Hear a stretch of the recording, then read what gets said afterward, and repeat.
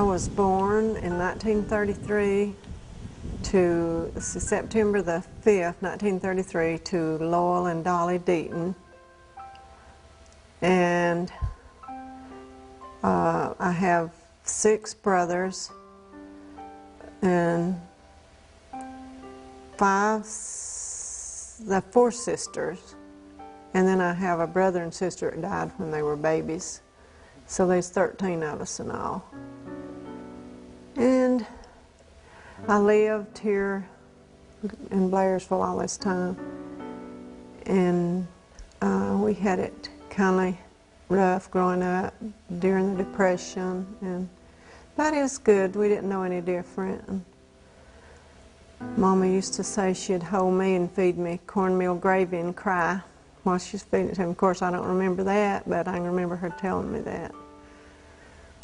And we lived over across on the old Blue Ridge Highway for a long time. We moved here on the farm when I was like 5, 6 years old, and went to Providence School just across the little hill here, and went there through the 7th grade, then went to Blairsville School after that. I can remember moving with a wagon, and I can remember a lantern hanging on the back of the wagon. But the property belonged to my granddad, and in 1923, I think, the Deaton farm was established. And eventually he divided the land among his children, and that was probably in the late 30s.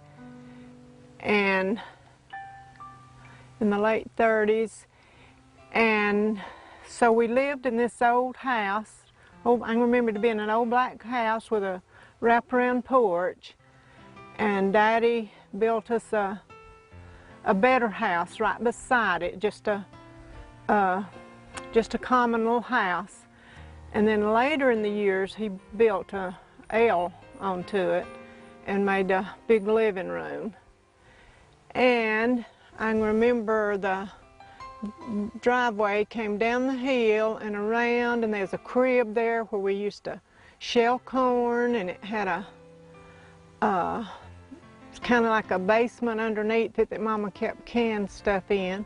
Then we had the big barn, and cows and horses, and Daddy farmed some, and then eventually he went to work in Tyrone, Georgia at a rock quarry.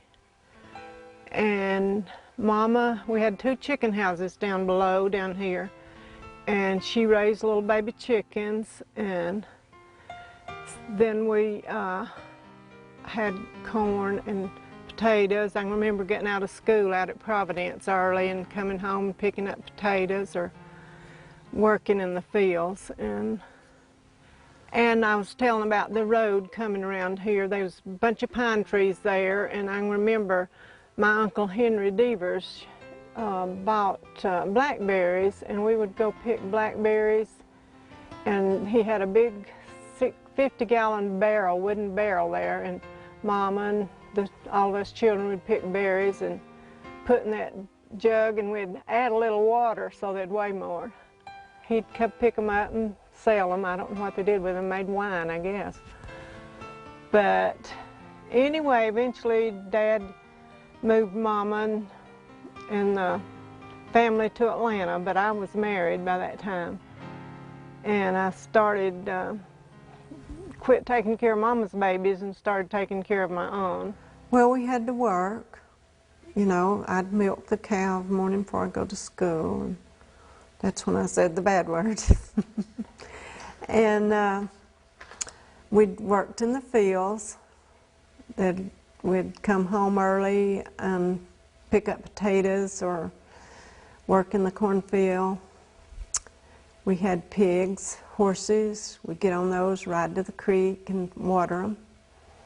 We'd pond up the creek and go swimming in it.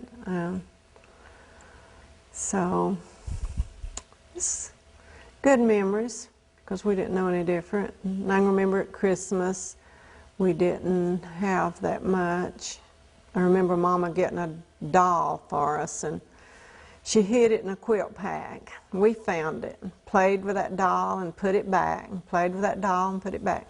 And then we got it for Christmas then. And we'd get a bag of oranges, and Mama would number them out to each, so many to each one of us. And we would hide our candy or oranges and then eat it. And we had one big closet for the whole family. We had one big bedroom. It was just about all beds. It's about what we had in there. And so kids nowadays that has a big, nice room should appreciate it. Of course, then again, we didn't know any different, so it was all piled up in the same bed. And Daddy worked away from home most of the time. And Mama had the run of the farm, and she'd go to the woods with Jack and me and Jean and see that the tree was down safely, and then we'd take the crosscut saw and saw it up and haul the wood to the house on a wheelbarrow. And we just had wood heat. And then I was talking about Christmas, we would go to the woods and find a special tree and decorate it. It's like usually a white pine or a cedar. And then we'd make our own decorations. And then Mama would decorate the house with some crepe paper bells and corner to corner with roping, crepe paper roping. And so I've got good memories of, but I don't remember any presents under it. But anyway, we enjoyed the tree. Well, I guess when my brothers and sisters were born, we just, Mama, Daddy was away and most of the time, and she'd come, and I remember one time she says, just put your coat on and go get Aunt Luler. And we walked all the way out to, I guess it's about a mile, don't you guess, Junior, from here out to where Jerry Brewer lives. That's where they live. And get Aunt Luler and Charlie Brewer, he'd bring us back, and Mom would have the baby. Aunt Luler Brewer delivered the babies. My sister Lynn was born in Young Harris Clinic. She's the only one out of 13 kids that was born in a clinic. She's special. She's the baby one. And but anyway, that's a memory that I can remember. And I remember when Mom and Dad was building the little house down here. They were tired, and we were all fussing, I guess, and our table was in front of the double window in the dining room area, and Jeanette and me was fussing, quarreling, and Daddy said, if you don't shut up, I'm going to knock you through the window. So, of course, I started crying. I always wore my feelings on my shoulder. I still do, pretty much. And he said, don't cry, sister. I was going to knock Jeanette through first and then make a hole, and it wouldn't hurt you as much when you went through. So, but I remember one big snow and Daddy shoveling out a path to the barn, and so it must have been up pretty high, and we were right behind him, and he'd pick us up and throw us over in that snow, and then we'd come crawling out, but he'd made a path so Mama could go to the barn and milk the cows. Working in the cornfield and milking the cows and feeding the pigs and taking care of the children mostly, because Mama had them probably every 2 years. Oh, I'll tell you another one. I was kind of the second child, a girl, and so we had to take care of the little ones. And I remember when Mama wore this certain dress, I knew she was going to have another baby. So I got that dress and hid it in the quilt pack. Thought, I didn't know nothing. And so Mama found it. So that didn't keep her from having us another baby. A quilt pack was at the foot of our bed, and it was probably on a box. And there was just a stack of quilts, because that's the way we stayed warm with our quilts. Mama would make them. There'd be ladies come in, they'd have a quilt in and make quilts. And so that's where we hid the doll. and that's where I hid Mama's maternity dress, but that quilt pack was in the foot of her bed in her room. And I remember the old trunk that was in there full of different things, and Melissa has the trunk at her house now with some of Mama's quilts. I don't know if it's the same ones or not, but... Yeah. Oh, and the creek, we used to pawn it up. There's some huge rocks, and we'd put boards or something in there and make it deeper. But it was a big creek then, probably, 10 or 12 feet wide. It was a big creek. Now it's a branch, just about, you'd call it a branch.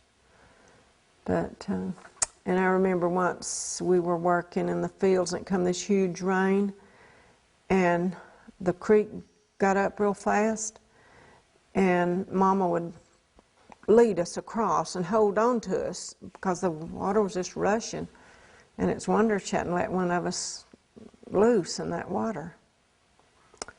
But that didn't happen. And another thing I remember, Mama made about 60-something pints of strawberry jam, wild strawberries, and we picked them. And she made that jam. And my brother Jack would go, he'd lay down in the field, and he wouldn't pick hardly. And Mama would say, "You're not eating no jam for breakfast."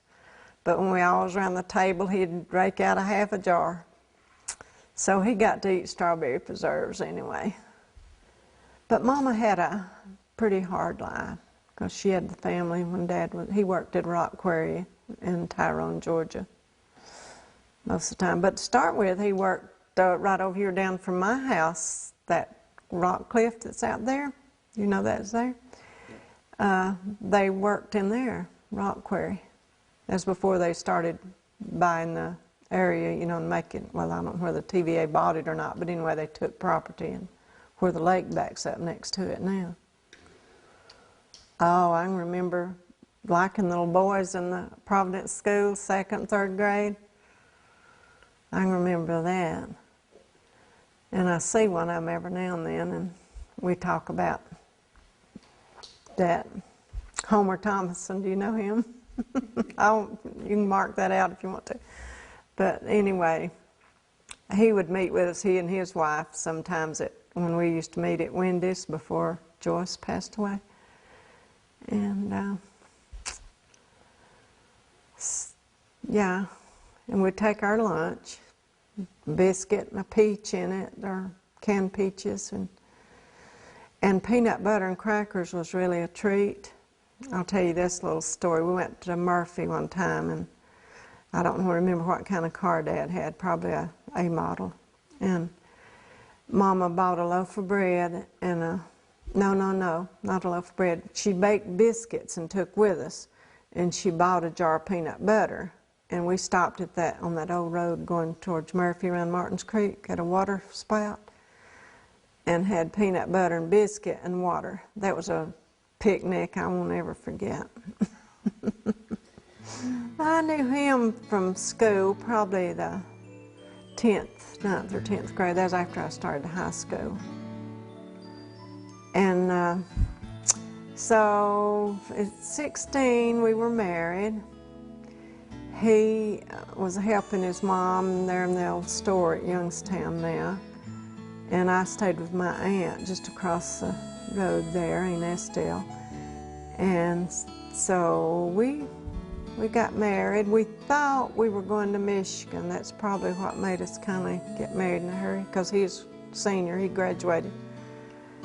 So we was going to go to Michigan. That's where everybody went, seemed like, to get a job at the car companies up there. And we couldn't get but $30, and that wasn't enough to go on. So he got a job with Hackney, Carolina at Murphy. So we moved to Murphy in that little apartment, and then after a year, Rita was born.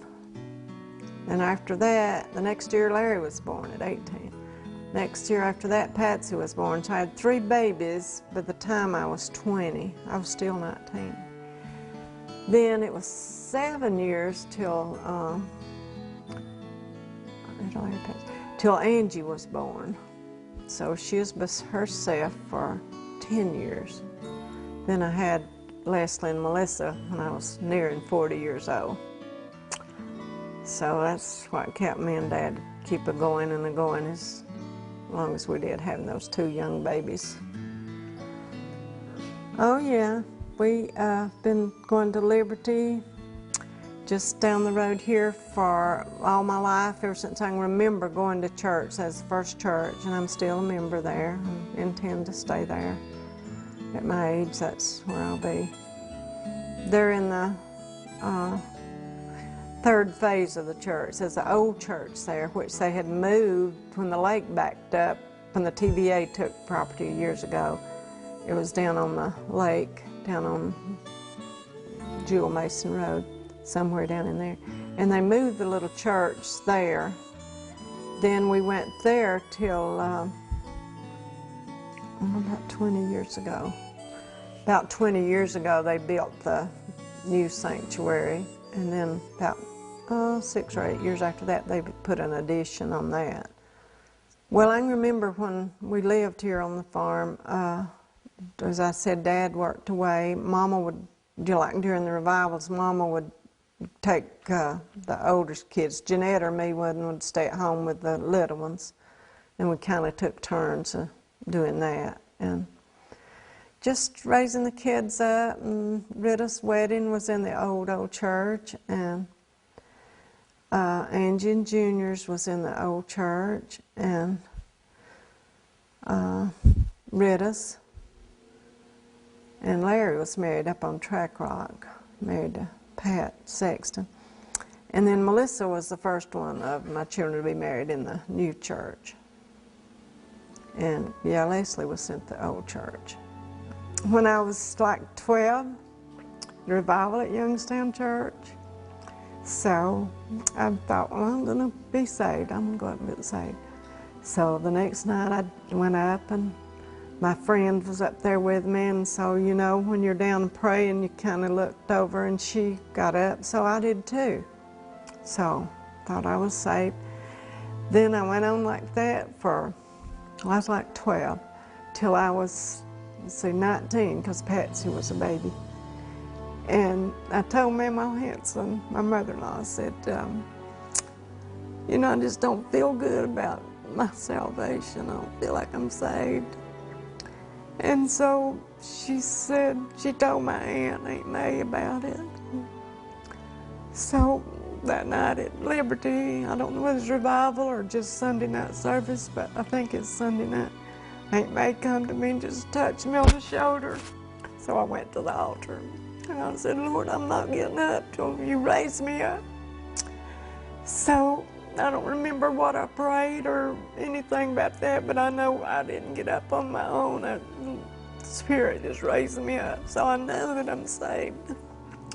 But I felt, well, sometimes I want to doubt my salvation, but I think that's the devil. I'll just say, get behind me, Satan. I know I'm saved. Well, there's 11 of us children, so we had to just invent our own games. So I can just remember playing there. I don't think we ever had a rope swing. We used to get grapevines and make jump ropes, but we'd just get out and walk on these mountains, and as long as we could, you know, stay kind of inside of the house while Mama didn't worry about us. And I was number 2 of 11 children. Used to be a house right there, and Aunt May and Uncle Bright, that's Daddy's brother, lived in that house. And I remember a pump that you pump, you know, a well, and you had a pump in it with they pump water, and then they could get water out of that spring. Now I'm pretty sure there's a pump. I know there was out there where we lived. And then my Uncle John lived up in the holler, way up yonder on the top of the mountain. And then, yeah, up here. That was Dad's other brother. So he lived up there. None of the sisters never did live around on this farm. And a pond in here. Been a pretty place for a pond, but we never did do that. I believe that spring is dried up. If there's any there, it's underground. It's just.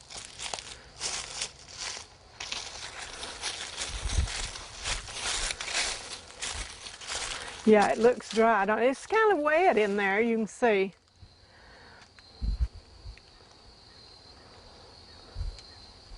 You can't even tell where the spring was, but I'd say it was kind of under the root of this tree.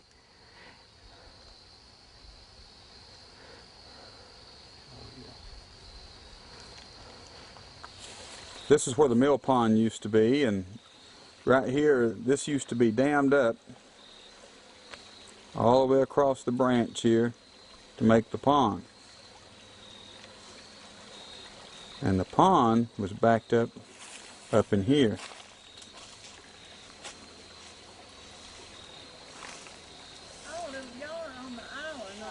Try to think about who would know about a mill pond. A frog in a mill pond. Well, we just picked up walnuts, and sure was fun picking out the goodies. Couldn't hardly get a cup full to make a cake. But now I can't remember as a kid the walnut tree, but I can remember it when.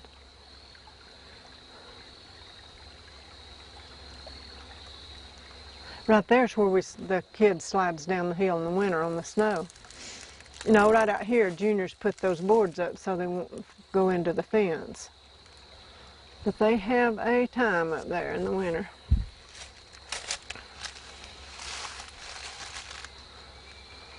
Will even got on last year and rode down. Leslie and Erica holding on to it.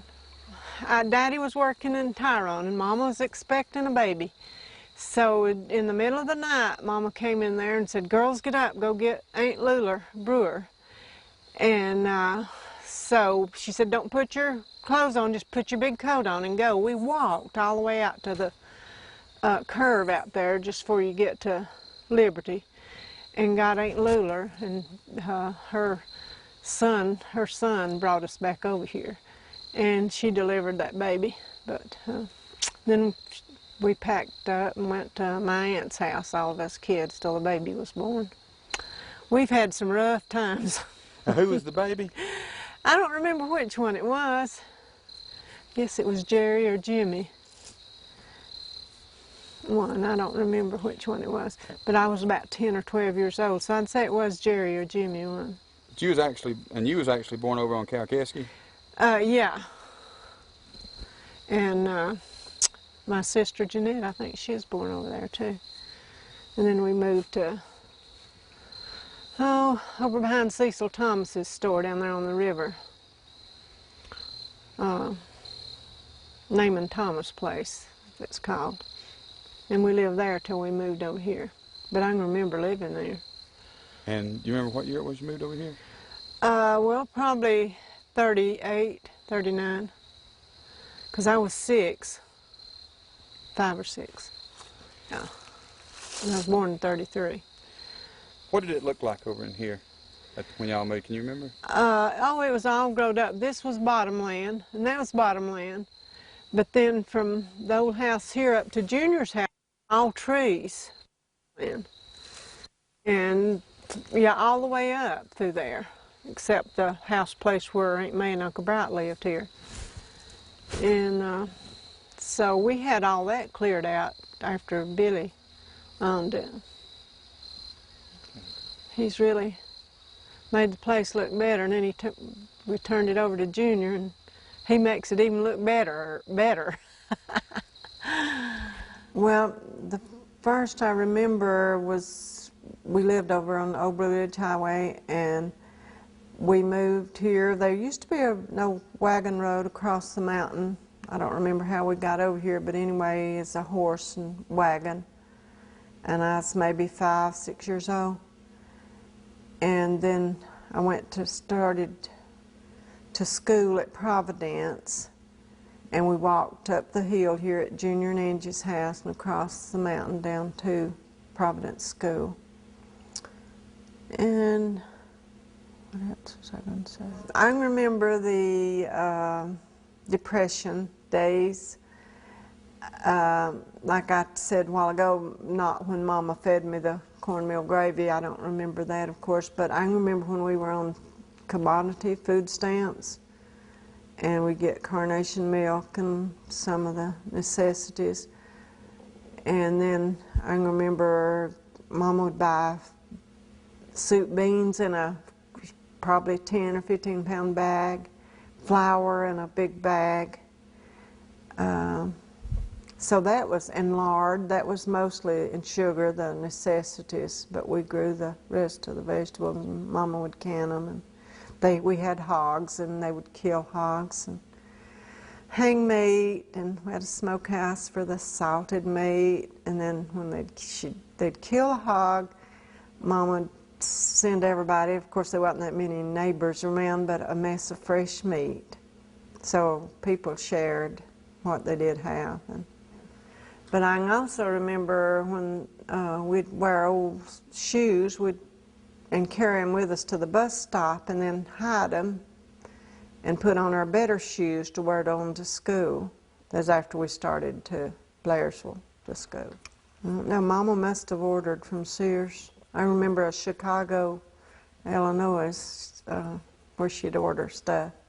I guess that was where. And then she'd, like nowadays, kids wear the Holy jeans and buy them that way. Well, Mama would patch the boys' jeans if they got a hole in them. They didn't wear Holy jeans, and they'd come home from school, they'd pull off their better clothes and put on play clothes to play in. I remember when we got electricity, it's when they, I guess, built the dam, TVA, and that was in the 40s. And I remember when the lights come on, it was so good to have electric lights, because we'd get our homework, if we didn't get it before night, by lamp. And I remember Mama with the radio on, and we'd all hoover around and listen to Henry Aldridge. You don't remember that, but. And then there's seemed like one murder or something, and she'd be listening, you know, and then she'd clap her hands real fast and scare us, you know. So we had good times. I remember when my grandmother died, she stayed with Mama and Daddy quite a bit, and they had to pull her out. They let her lay and stayed in the house, the living room, and they had to pull the ambulance out with her because the roads was so muddy. And another time, when there's a building this road over here, we lived in Murphy at the time, and my brother Jack came with a tractor and the trailer over to the Murphy Highway and picked us up there at the Dewey Young house and brought us on over to the farm in the tractor because the roads was so muddy. That's at Christmas. Mostly they were our, there was several friends, kids, and we would play, and I can remember they would have tacky parties, the adults, you know, and come to each other's house, and they'd be dressed up and just have a good time. My mama could do the Charleston dance real good, because back then they'd meet places. I don't remember them going places like that and dancing, but Mama could do the Charleston. She'd do it for us. I never did learn how, though. What's a tacky party? Just put on old clothes, an old hat, and maybe fix your face a little, kind of like Halloween. But Daddy was always musical. He could play the guitar, banjo, mandolin, and then he was so proud when some of the younger kids started taking piano lessons at church, because Mama knew the chords, and she'd give a chord, and they'd start the singing, you know, a cappella.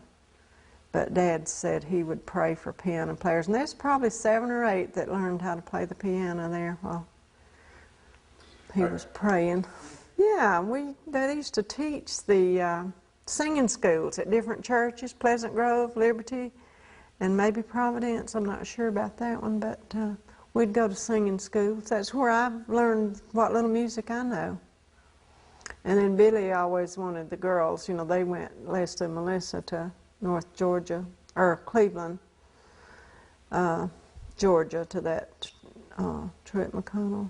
Is that what they had the singing school, and they still have that every summer, 2 weeks. Well, Leslie and Melissa both went to that, and they learned to play the piano and sing. So you know how Leslie and Melissa both sings. And then I think Angie took piano from Miss Kindersley, her and Patsy, and they all got musical in them. Oh, but Larry, I don't think he does, but he may have it, it just hadn't come out yet. Oh, we brought in the potty. Big old chamber, I believe is what Mama called it. So that's what we used at night. And when I left home, they still didn't have plumbing. Of course, Mom and Daddy moved to Atlanta in 1960 because Dad bought a house down there, and that's the same year that Angie was born, 1960. And so they never did have plumbing down here. But we had a spring house that we kept the milk in and the butter. And yeah. Made your own butter? Churn. Set the churn by the fireplace and let the milk clabber. Then churn it and get the butter off. And Mom would mold it, and she had one of these little molds. And then we'd drink buttermilk. She used that for cornbread and biscuits.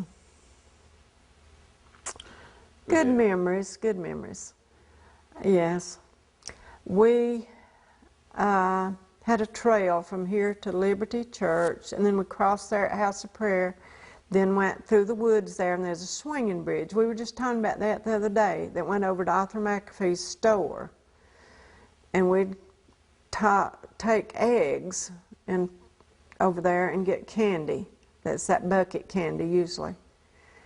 But I don't think Mama ever worried about us. You know, nothing ever happened. Going to send 3 or 4 kids to the store and go across through there and go across that swinging bridge. And I guess if one of us didn't come back, she'd worry. But seems like everything, you know, worked out good. Nowadays, you wouldn't send a kid hardly to the bus stop without being there with them. Well, we always had, you know, the milk and butter at home, and we didn't buy stuff like that.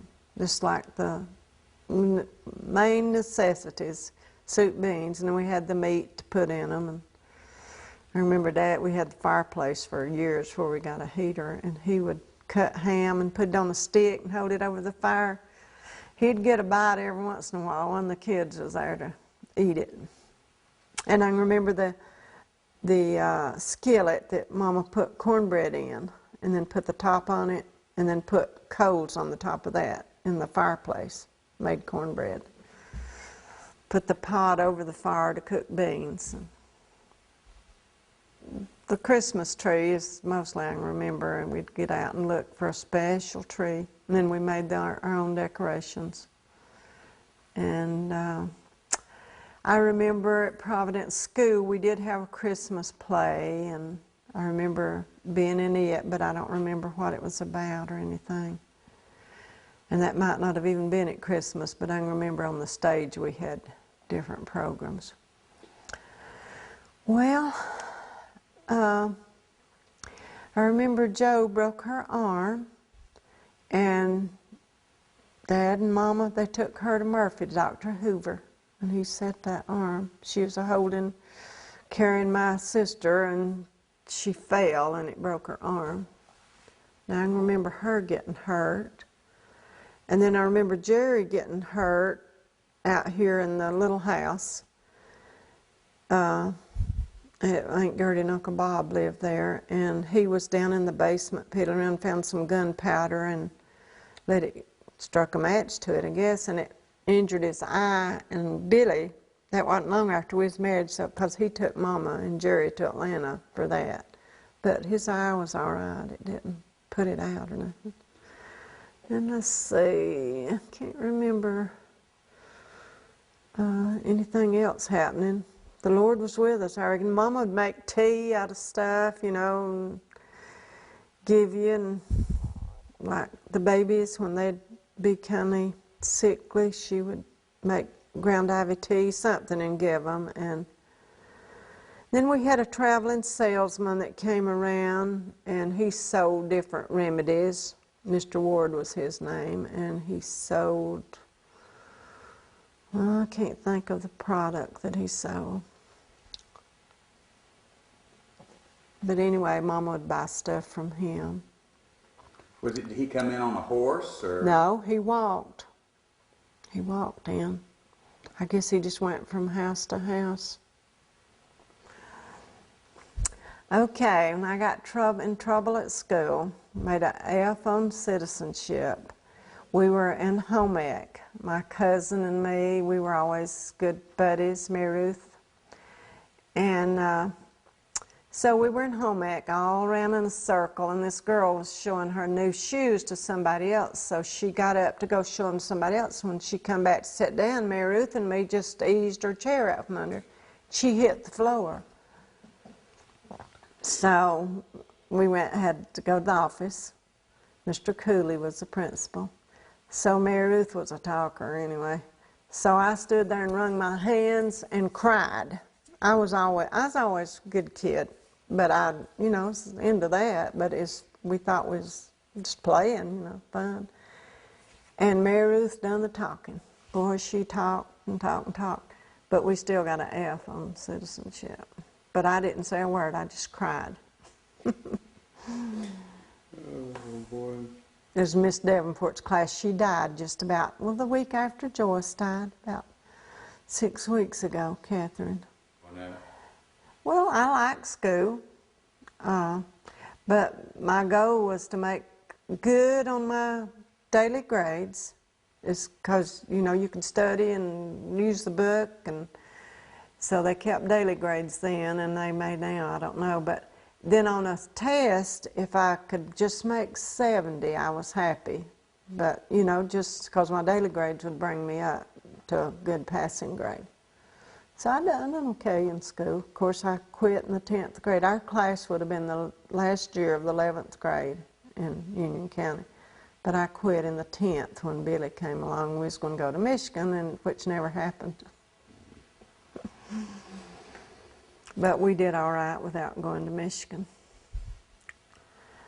Well, we kind of made our own games. We'd get out on the mountain. We'd find grapevines, and we would swing we'd find trees that would bend over. We'd climb the tree and swing out, into the road. There's one right down here. Had several branches on it, so we'd climb as high as we could, and then the tree would go over and we'd hit the ground. And we'd get grapevines and bring them in and jump rope. And probably we had a lot of chores to do and taking care of the little kids, and so we didn't have a lot of spare time. I remember when we got our first TV, it's in the 50s, and it's black and white, and then they went to color TV, then video games. I mean, we didn't have video games. We had the TV and the records, the old big 78 record players, and but now they have so many electronics and the cell phone. I just can't imagine all that information that you can get on the cell phone. It's just above my thinking. If I could snap my fingers right now and you could take me back to the 1940s, what would be the biggest shock to me? Well, I guess living, without plumbing, no electricity, although we got electricity in the 40s. And then the changing of presidents. I remember when President Roosevelt came in, and I remember, let's say I was born in 1933, so I really don't remember the Hoover days, but I do remember when Roosevelt was elected. Well, I want to say Roosevelt, but I can remember, Kennedy, a lot about him. I've still got scrapbooks on Kennedy. Who do you think is the worst president you've seen in your years? You don't want me to say. You want to say? No, it's probably the one we've got now without mentioning names. I mean, I'm not judging him or nothing, but I mean, he's for things that's wrong in the Bible. Because I mean, the Bible, everything in the Bible is true. Every promise, everything. So, if somebody tries to change that, but what's our kids going to see in the next few years? Because things that's wrong, they make it seem to be right, and I mean, even like, you know, living together,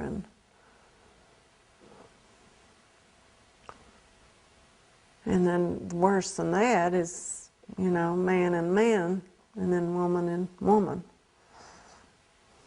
Of course, a sin's a sin. Freaking seem like they say no big sin or little, but I think there's little ones.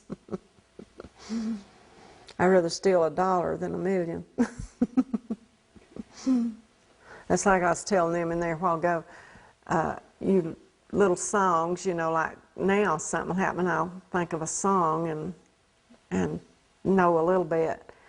And when Leslie and Melissa was in college, one of them, I don't remember which one, they had a Bible class, and they asked to name the 12 disciples. So Leslie, and they'd learned that little song at church when Lily Adams was the little youth choir director.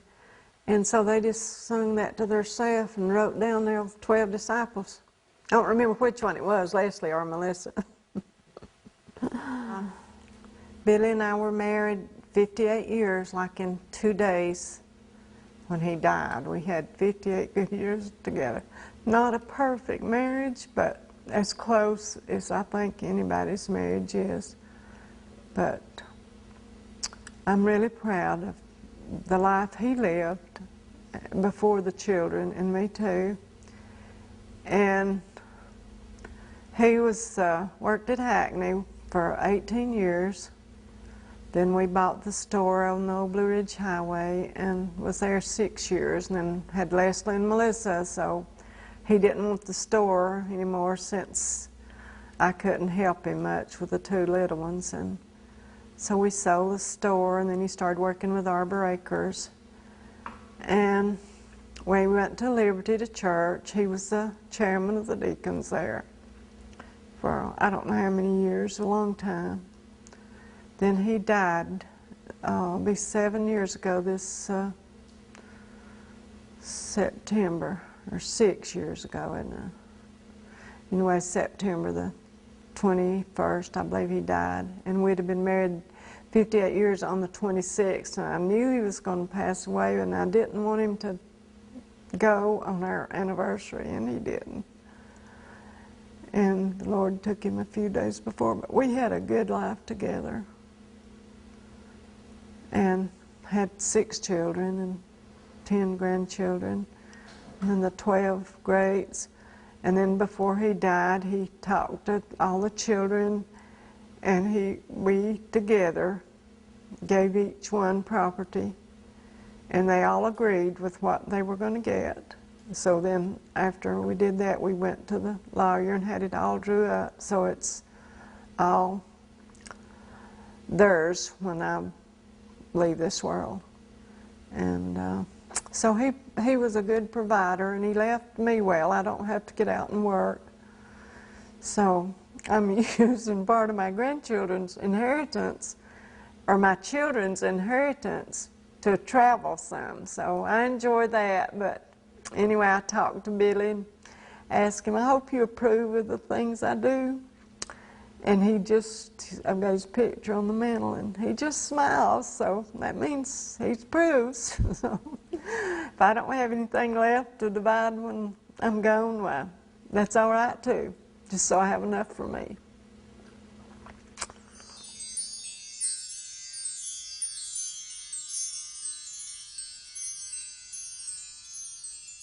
Okay, I've got 6 children, 10 grandchildren, and 12 great-grandchildren. And I would tell them that the life I live I'd like for them to see the Lord in me and want to live a good Christian life and just be good parents, stay in church, keep your children in church, and teach them the Word. And Sunday school is the main place, and at home, if you read to the children, and a lot of parents do. But they learn a lot in Sunday school that they would just, and just be a good Christian kid in school and let others see, what you have, and don't be envious of nobody. Just be content with what you have, only just want to know more and more about the Word, and you have to just study the Word and stay in it, because the way times are now, kids, if they don't learn, and they're so disrespectful, some kids are, and just learn respect.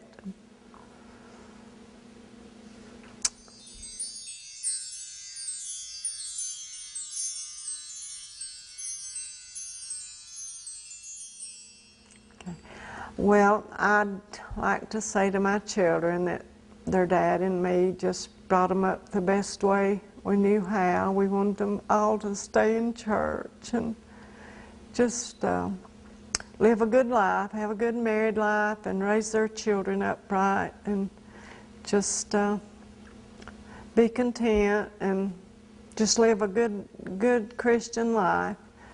And I always liked this Bible verse, and Dad and I tried to live it or present it to the fullest to our children. Train up a child in the way he should go, and when he is old, he will not depart from it. And that's Proverbs 22:6. And so I'd just like to say to my children, just be the best you can be. And I love all of you dearly. My children, my son-in-laws, I don't think I brought them in, but I couldn't ask for better son-in-laws.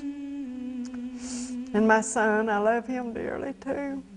And all the girls, couldn't do without them. Really miss my friend Joyce. She was a sidekick for 50-something years. I really miss her. But I love all of you.